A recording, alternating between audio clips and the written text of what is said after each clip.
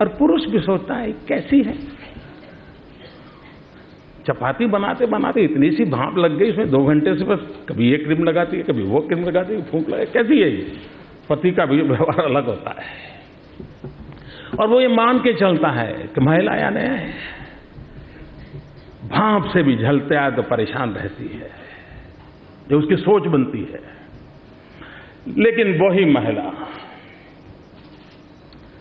बाजार में सेल लगा है, 20% डिस्काउंट का माहौल है, साड़ियाँ 20% डिस्काउंट से मिली हैं, भीड़ लगी है साड़ी खरीदने की, वो भी बड़े मनोयोग से एक के बाद एक साड़ियाँ देख रही हैं और पता चलता है कि जिस मोहल्ले में वो रहती है वहां आग लगी है। सुनते ही वो सब छोड़ के भागती है, कितनी ही बढ़िया साड़ियां क्यों ना, छोड़ के भागती है, गांव जाती है, जाकर के देखती है खुद का ही घर जल रहा है, तब वो चीखती है मेरा बेटा अंदर है, मेरा बेटा अंदर है। अड़ोस पड़ोस के जो अपने आप को मर्द कहने वाले लोग पानी छिटकते हैं, मिट्टी डालते हैं, वो चिल्ला रही है मेरा बेटा अंदर है, कोई हिम्मत नहीं करता है बच्चे को अंदर ले जाने के लिए। लेकिन वो मां जो भाप के कारण जलते हुए 2 घंटे तक फूंक लगाती रहती हैं, वो एक पल की परवाह किए बिना उस घर के अंदर कूद पड़ती हैं और अपने बच्चे को जिंदा लाने की कोशिश करती है। ये उसकी शक्ति है और जब तक उस शक्ति को हम स्वीकार नहीं करेंगे, जब तक उस शक्ति और सामर्थ्य को स्वीकार नहीं करेंगे, हम यानी खास करके पुरुष मन, समाज मन हमारी शक्ति के सामर्थ्य को नहीं जान पाएगा। और एक बार इस शक्ति को जान लिया तो फिर ये शक्ति क्या पराक्रम कर सकती है, ये अनुभव कर सकते हैं। आज समाज में एक बदलाव आया है। कोई भी लड़का शादी के लिए जाता है तो वर्किंग वुमेन की पहली खोज करता है, भाई कुछ कमाई धमाई रहे। पहले एक जमाना था यार घर के बाहर जाना नहीं है, आज वक्त बदल रहा है। लेकिन वो सिर्फ आर्थिक हितों के काम नहीं बनना चाहिए, वैचारिक प्रतिबद्धता के आधार पर बनना चाहिए कि दोनों को समान हक मिलेगा और तभी तो डिग्निटी बनी रहेगी। उसी प्रकार से एम्पावरमेंट ऑफ विमेन की हम बात कर रहे हैं। यहां एक विषय है एंटरप्रेन्योरशिप का। जब तक हम एम्पावर नहीं करेंगे तब तक एंटरप्रेन्योर की संभावनाएं कम है। एंटरप्रेन्योर की पहली शर्त है एम्पावरमेंट। हमने एम्पावर करना होगा। भूकंप के बाद मुझे गुजरात जाना हुआ था मुख्यमंत्री के रूप में। हमने एक छोटा सा निर्णय किया। हमने निर्णय किया कि सरकार की तरफ से जो भी मकान हम बना करके भूकंप पीड़ितों को दे रहे हैं, वो सारे मकान उस परिवार की प्रमुख महिला के नाम दिए जाएंगे। और बाद में हमने सरकार में नियम बना दिया। बाद में हमने सरकार में नियम दिया, सरकार की योजनाओं के जो भी इस प्रकार से स्थायी संपत्ति देते हैं, उसकी पहला नाम उसकी मालिक का महिला के नाम पर रहेगा, बाद में पुरुषों का नंबर लगेगा।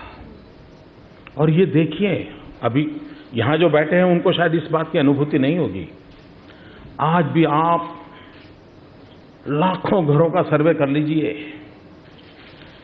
परिवार में महिला के नाम कोई प्रॉपर्टी नहीं होती है। या तो पति के नाम पर होगी, या पिता के नाम पर होगी, या पुत्र के नाम पर होगी। और जरूरत पड़ेगी ट्रांसफर करने की तो उसी चैनल में ट्रांसफर होगी, इधर उधर कहीं जाने नहीं देते। और कभी संकट आया तो महिला जाएगी कहां? बैंक से अगर लोन लेकर के मान लीजिए वो कुछ करना भी चाहती है तो प्रॉपर्टी कुछ नहीं उसके पास। हमने एक छोटा सा निर्णय किया। हमने कहा कि जो भी महिला के नाम से प्रॉपर्टी लेंगे उनको स्टैंप रजिस्ट्रेशन फी हम माफ कर देंगे।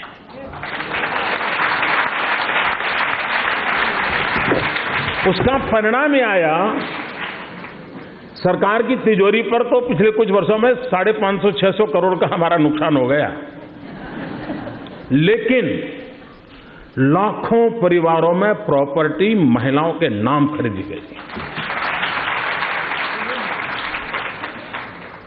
और ये बात सही है, अगर आर्थिक सामर्थ्य होगा तो निर्णय में भागीदारी होगी, आर्थिक सामर्थ्य नहीं होगा तो निर्णय में भागीदारी नहीं होती है। कभी कभी मुझे लगता है कि बच्चे को स्कूल भेजते हैं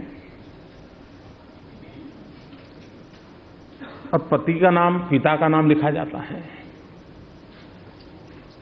क्या कभी सोचा बच्चे का जन्म होता है तो 9 महीने तक परेशानी मां झेलती है, पैदा होने के बाद रात दिन सोना छोड़ करके उसकी देखभाल करती है, बच्चा भूखा है तो मां खा नहीं सकती है, लेकिन वही बच्चे को स्कूल भेजें तो मां नॉन एंटिटी है। मतलब हमने एक छोटा सा निर्णय किया कि स्कूल में बच्चों को दाखिल करेंगे, मां का नाम पहले लिखा जाएगा, बाकी सब बाद में प्रोसेस जो करना है करिए। चीजें छोटी छोटी हैं, लेकिन हमने एक मनोवैज्ञानिक तरीके से इस एम्पावरमेंट विषय को समझना होगा और जीवन के हर व्यवहार में इन चीजों को किया जा सकता है।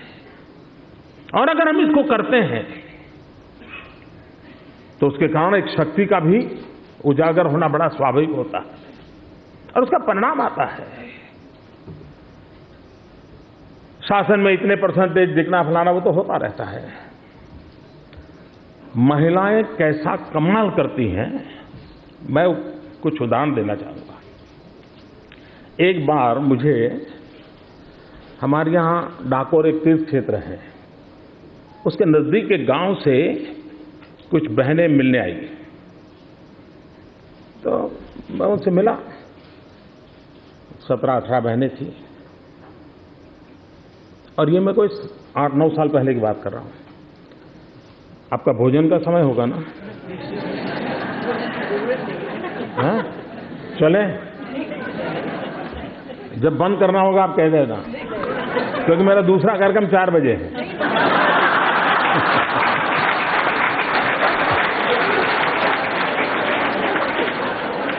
और मेरे कारण माताएं बहनें भूखी रहें वो ठीक नहीं है। वो बहनें मुझे मिलने आई तो उस गांव ने एक बढ़िया निर्णय किया था। ये रिजर्वेशन सिस्टम के कारण उस गांव में पंचायत के प्रमुख के नाते उस समय महिला की बारी थी, तो नेचुरल कोर्स में कानूनन महिला गांव की सरपंच बनने वाली थी। लेकिन गांव ने निर्णय किया कि भाई अगर एक बहन सरपंच बनने वाली है और 1/3 बहनें जीत करके आने वाली है, क्यों ना इस बार 5 साल के लिए सारा कारोबार महिलाओं को दिया जाए। और हैरानी की बात है, किसी पुरुष ने चुनाव में अपना नामांकन नहीं भरा। वो पुरुषों को बधाई दो।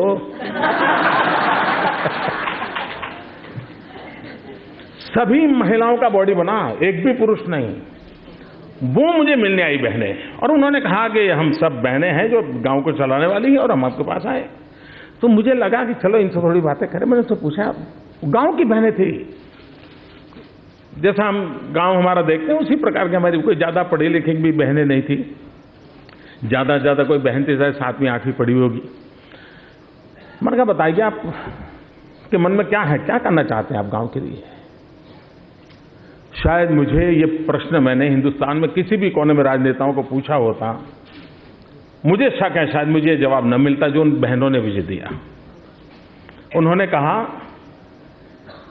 हमें 5 साल का अवसर मिला है, हम कुछ ऐसा करना चाहते हैं कि हमारे गांव में कोई गरीब न रहे। क्या एजेंडा है साहब। मैं इतना प्रभावित हो गया उन बहनों से कि गांव में काम करना है तो क्या कर रहा है। बोले साहब हम कुछ इकोनॉमिकल एक्टिविटी करना चाहते हैं, कुछ ऐसा करना चाहते हैं गांव में कोई गरीब न रहे। मैं समझता हूं कि इससे बड़ा कोई एजेंडा नहीं हो सकता। एक गांव के लोगों के मन में आएगा भी बाकियों का जो हो, मैं ये कुछ करना चाहता हूं। खैर उन महिलाओं से बात करने से मुझे मन में विचार आया और क्रेडिट गोज टू उन माताओं को। और हमने सरकार में एक योजना बनाई कि जो गांव चुनाव में सभी महिलाओं को पसंद करेगा उस गांव को स्पेशल स्टेटस देंगे, स्पेशल ग्रांट देंगे। और आप माताएं बहनें, आप जान करके खुशी होगी, देश के लोग मेरे से मुझसे सुन रहे हैं, खुशी होगी, मेरे गुजरात में 300 से अधिक गांव ऐसे निकले जिन्होंने पूरा कारोबार माताओं के हाथ में दिया हुआ है।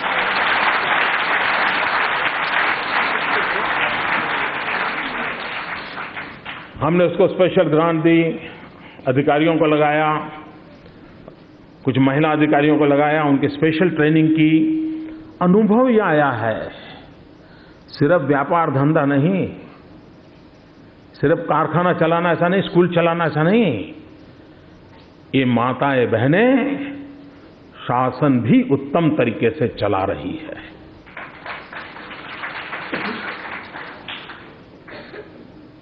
उस गांव के लोगों का विश्वास बना है। और कुछ गांव ऐसे हैं कि जिन्होंने दूसरी टर्म भी यही किया। अब ये अपने आप में आज के युग में, और जब मेरे गुजरात में तो एक एक गांव के पास पहले तो बेचारे को ध्वजवंदन करना हो तो झंडा लाने का खर्चा भी सरपंच को अपनी जेब से करना पड़ता था। एक जमाना था अपने यहां। आज गांव को हमारे यहां साल भर में 2-5 करोड़ रुपए की ग्रांट, ये तो रूटीन है।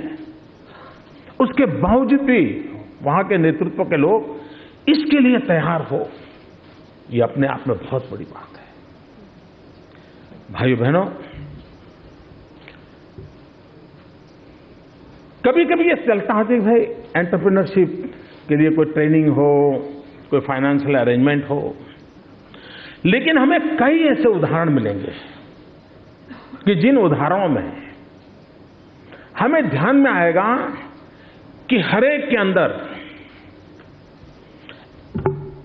एंटरप्रेन्योरशिप की क्वालिटी इनबिल्ट होती है। उसको उसके अंदर पड़ी हुई शक्तियों के अनुकूल अगर व्यवस्थाएं मिले, अवसर मिले, प्रोटेक्शन मिले, तो वो परिणाम देने का सामर्थ्य रखते हैं। और इसलिए एक सरकार के नाते, एक समाज के नाते, एक व्यवस्था के तहत हम लोगों को ये शक्तियां कैसे खिले, उस पर हम कैसे बल दें, उसको हम कैसी प्राथमिकता दें, और अगर देते हैं तो उसका परिणाम आता है।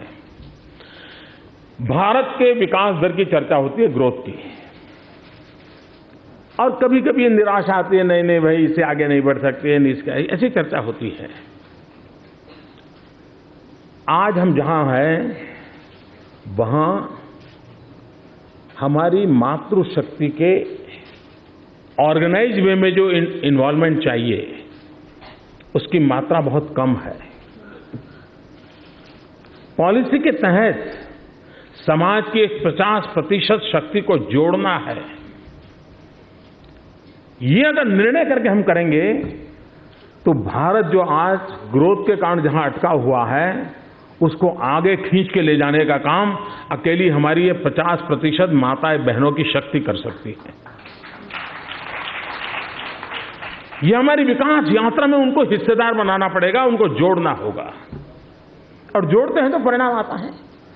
और पश्चिम के लोगों की सोच है कि भारत में महिलाएं यानी घरेलू होती हैं और कोई काम धाम नहीं होता है। मैं पश्चिम की सोच से सहमत नहीं हूं।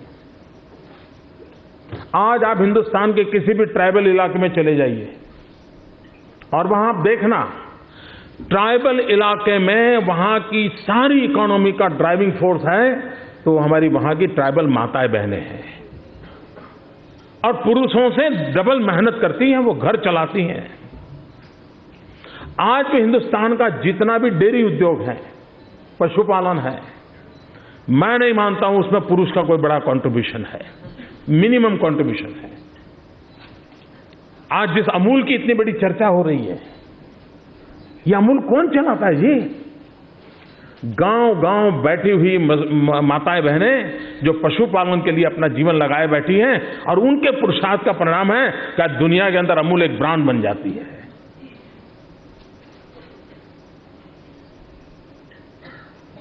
यानी इसका मतलब यह नहीं है कि भारत में महिलाएं आर्थिक विकास यात्रा में कहीं है नहीं, ऐसा नहीं है।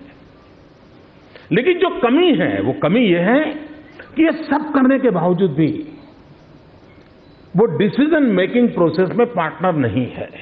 घर में भी देखा होगा, बाप और बेटा बिजनेस की चर्चा करते हो, कोई नए डीलिंग की चर्चा करते हो और इतने में माँ चाय लेकर के आई हो और 2 मिनट खड़ी होकर के बात सुनने की कोशिश करे तो बाप क्या बोलता है, अरे अरे तुम काम करो, जाओ किचन में जाओ, हम जरा बात करते हैं। यानी जोड़ते ही नहीं है। जरा बताओ तो जरा, सही बोल रहा हूं ना? हाँ,